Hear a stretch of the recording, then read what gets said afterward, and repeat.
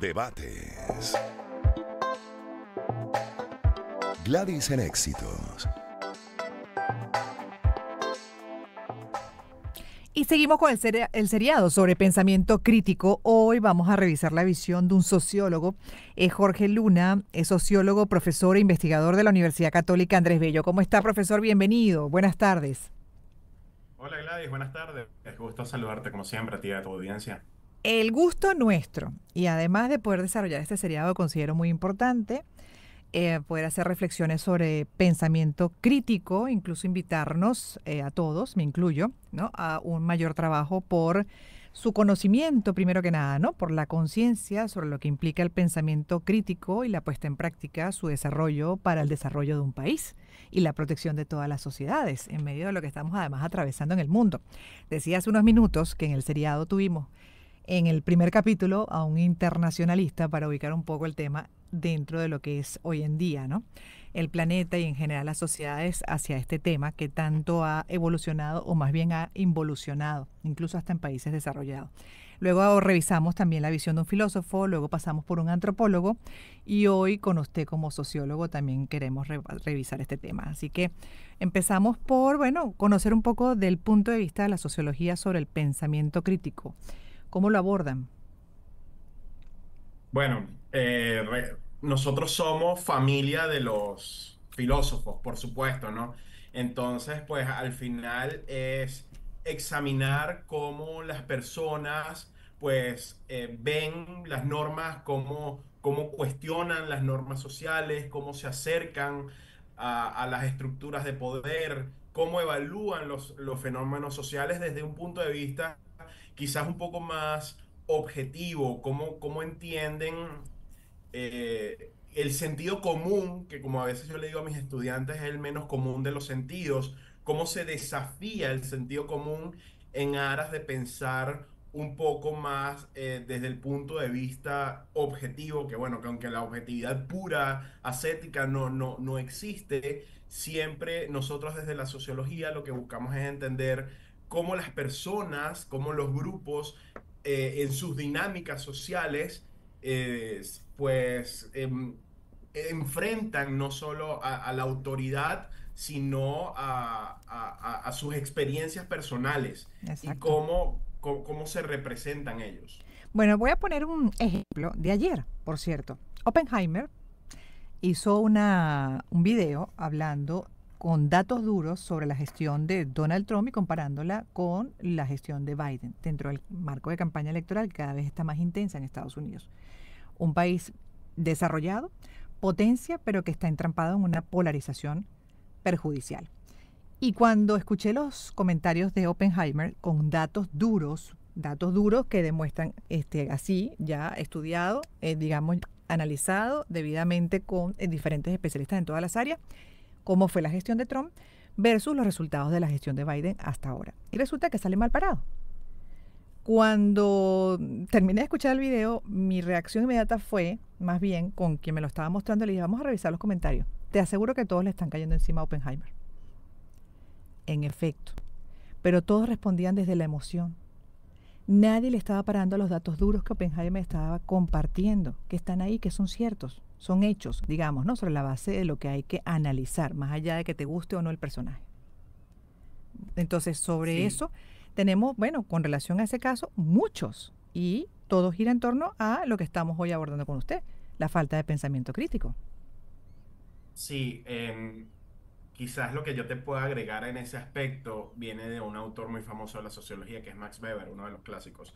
Y es al Mm, final cómo las personas son o no capaces de acercarse y entender las dinámicas de poder, cómo son o no capaces de entender, bueno, hacer una crítica a su gobierno o a su burocracia, como él lo llamaba en su momento, pero también entender cómo estar inmerso en esas estructuras también te deshumaniza como persona, ¿no? Al final pierdes el pensamiento crítico en aras de apoyar algo que quizás sea lo que te gusta ujú. humanamente hablando, o la tendencia política a la que sigues, pierdes un poco tu humanidad como persona para enfrentarte a, bueno, o convertirte en el colectivo, por llamarlo de alguna forma. No necesariamente la postura de colectivo es la correcta.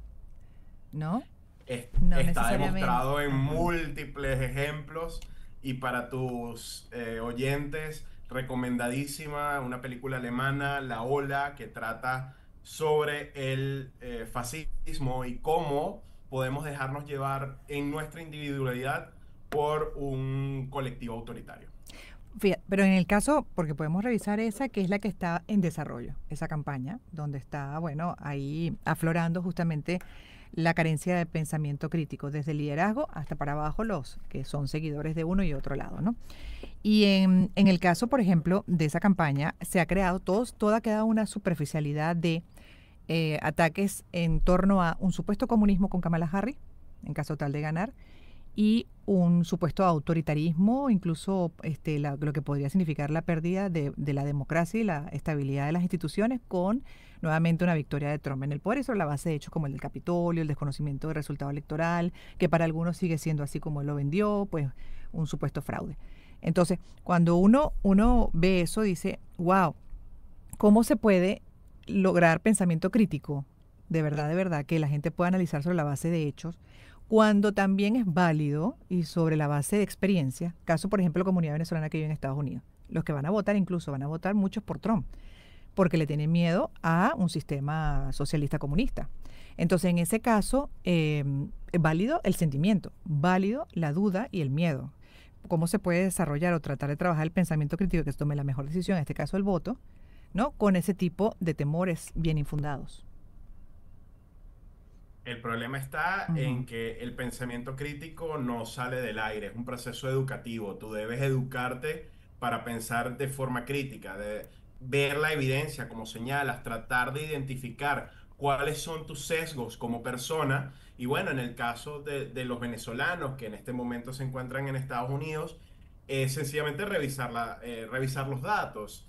Pero yo no le puedo decir, claro, a todo el mundo, quizás, mira, revisa los datos a ver si esto es correcto o no. Es lamentable y no hay una vía corta para decirte, mira, las personas van a empezar a pensar de forma crítica, pero sí hay formas de identificar que, bueno, el sistema estadounidense no es en sus instituciones y en su estructura y su superestructura, que es todo lo que, toda la ideología que, digamos, domina las estructuras sociales de Estados Unidos no es igual al venezolano, no está ni cerca, no es el mismo sistema político. Entonces, hacer el paralelismo solo porque un personaje, ¿Te llámese afectó? Trump Ah, o Kamala Harris, diga algo que se parece a algo que hayas escuchado, no quiere decir que sea lo mismo.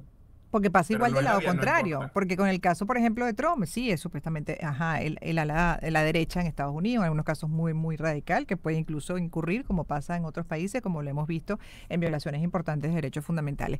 Pero en el caso de Trump es un personaje evidentemente narcisista, evidentemente megalómano, evidentemente incluso hasta fóbico con las mujeres por el tipo de trato y las maneras como se ha comunicado, incluso con un discurso muy violento que está exacerbando además esos odios que están como dormidos, pero están en la sociedad americana. Y es peligroso porque también por ahí hemos pasado, ¿no? Entonces es otra amenaza también, que yo digo, bueno, habría que revisarla además, porque el mismo miedo lógico que tienes hacia un modelo quizás, ¿no? De tendencia de izquierda, radical, etcétera, puedes tenerlo sobre una figura per se, que ya ha demostrado ser muy prepotente y pasar por encima de muchas cosas. Bueno, es que también, y esto quizás para añadirle a tu espacio, quizás tengas que buscar un politólogo en este punto, porque al final es que en sistemas tan polarizados como en este caso el de Estados Unidos, siempre hay que buscar un enemigo y el discurso que tiende a la polarización tiende a generar más adeptos que el discurso conciliador. En algún momento el discurso, por ejemplo, del expresidente Barack Obama fue laureado por su carácter conciliador, pero así como fue conciliador en un momento, pudiésemos decir que parte del fenómeno Obama trajo como consecuencia el fenómeno Trump en Mm, personas que quizás, sobre todo en el área del Rust Belt, que es pues esos estados que son, digamos, de menores ingresos, ujú. donde la Los rurales. población, sí, rurales, de menores ingresos, población caucásica, blanca, básicamente, pues no se veía reflejado. Entonces, ese discurso polarizador agrupa y engloba a esas personas que por un miedo a algo que no pueden que no pueden probar porque no tienen o no quieren ejercer el pensamiento crítico, pues básicamente favorece en ese caso al Claro. presidente Trump. Trabajamos el pensamiento crítico porque además, bueno, de que uno percibe o siente, y así lo confirmaba también el internacionalista en la primera conversación sobre el tema, que sin duda es una tendencia a la polarización, una tendencia a lo que acaba de decir, a pararse más ante los hechos desde la emoción y no la razón, no analizando con pensamiento crítico y en consecuencia se pueden tomar terribles decisiones. Entonces, pues, la pregunta que le hago además como sociólogo es cómo se puede trabajar el pensamiento crítico para que esa emoción, que sin duda también puede estar y es absolutamente válida, no termine dominando a la razón en el análisis de los hechos. Trabajar el Ujú, pensamiento crítico, la vía más rápida, con toda sinceridad, es leer. O sea, leer, educarnos, entender que reconocer al otro. Si queremos algo más empático, a partir de que nosotros reconocemos al otro, podemos evitar o podemos recuperar el tejido social, recuperar o desfragmentar la sociedad que está fragmentada, evitar los discursos radicalizadores y a ujú, partir de poder evitar esa fragmentación, esa radicalización, podremos ser más críticos de lo que ocurre, porque al final la radicalización lo que te impide es ver lo malo en tu lado, pero ujú, también te impide ver lo bueno del otro lado. Entonces, al evitar ese discurso radicalizador, que bueno, sí, desde las estructuras de poder ya viene radicalizado, podemos, digamos, mejorar nuestro acercamiento a este pensamiento crítico. No hay vía rápida, vuelvo y repito, exacto. es educación, es lectura, es reconocer al que está al frente. Es lectura, es educación, educación a todo nivel, pero por donde, digamos, se puede enfatizar más y construir ese pensamiento desde temprano. ¿Cuál es digamos, la institución que puede tener mayor incidencia en la construcción del pensamiento crítico? ¿Es la familia, es la escuela, incluso el liderazgo político, los buenos gobiernos o la mezcla de todos, por supuesto? La respuesta corta es la mezcla de todos, comenzando con la familia como rompedora del discurso radicalizador. Tú no puedes hacer nada si tus padres, a ver, si tú eres hijo de un radical, tú vas a Mm, tender hacia la radicalización a menos que rompas ese discurso. Pero es difícil para los hijos romper un discurso que viene desde el padre o desde la madre. Entonces, comenzar nosotros como padres, como tíos, como hermanos, romper ese discurso radicalizador, buscar desfragmentar la sociedad y bueno, eso debe ser apoyado evidentemente por la escuela, en la pluralidad de la universidad nos reconocemos ujú. y en la pluralidad de la universidad podemos encontrar más discurso, más pensamiento crítico, menos pensamiento autoritario y por supuesto en las instituciones. Eso debería venir desde arriba, desde los gobiernos también. Otra cosa que también uno ve con frecuencia, de hecho pasó mucho en los 60, en los 70, por ejemplo, que se creó toda una corriente de izquierda. Hoy en día muchos de esos que fueron parte de esa corriente de izquierda te lo reconocen y dicen, no, nada que ver, transité por un camino equivocado, en el tiempo me di cuenta y rectificó dentro de lo que eran en ese momento sus principios de vida, ¿no? Y además con una tendencia a una izquierda radical.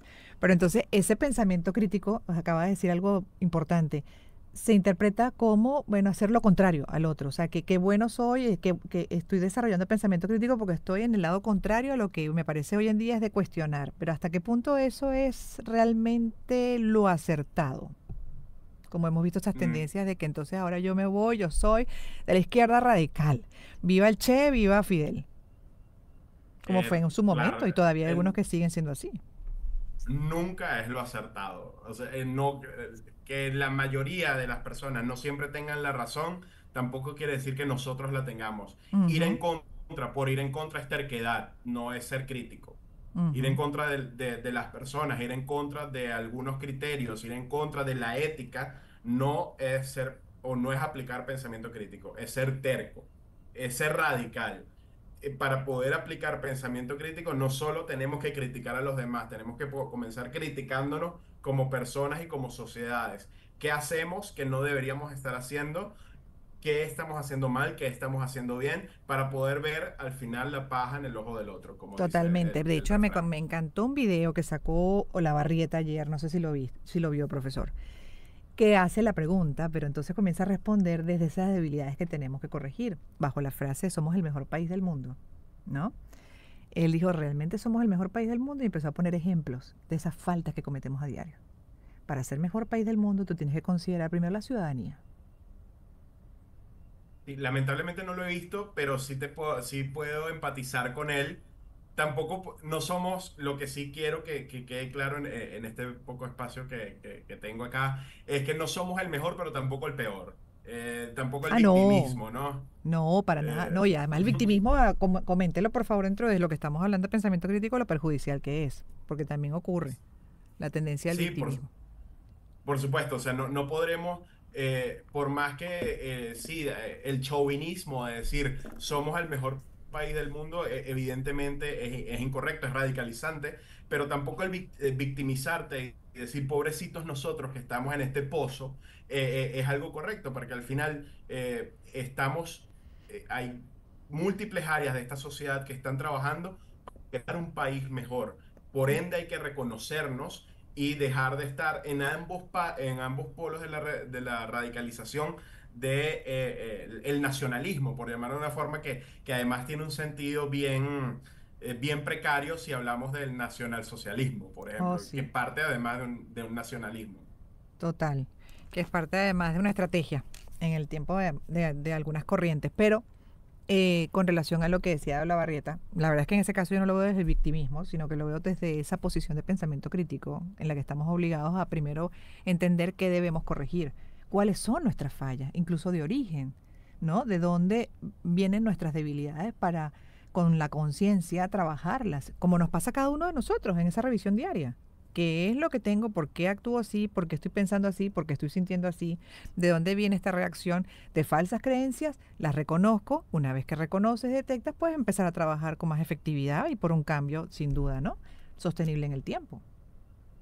Sí, psicológicamente debo decir que es un poco más fácil que sociológicamente, porque Mm, reconocernos como grupo que estamos haciendo o que estamos transitando un camino no debería ser el correcto, es más complicado que yo hacer una introspección y decirme, mira, yo estoy, a lo mejor esto no lo debería estar haciendo. Como sociedad, a veces necesitamos actores externos, que en muchos casos debería ser el gobierno, no voy a hablar en situaciones particulares, pero por eso tenemos planificación pública, ¿no? Para decirnos exactamente hacia dónde deberíamos caminar.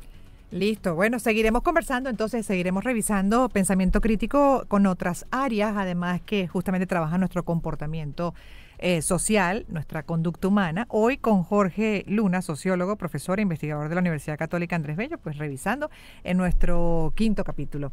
Vamos a cerrar. Gracias, profesor. Que tenga feliz tarde. A ustedes, quédense en una segunda hora para Caracas, pero que igual pueden seguir escuchando por las ventanas digitales.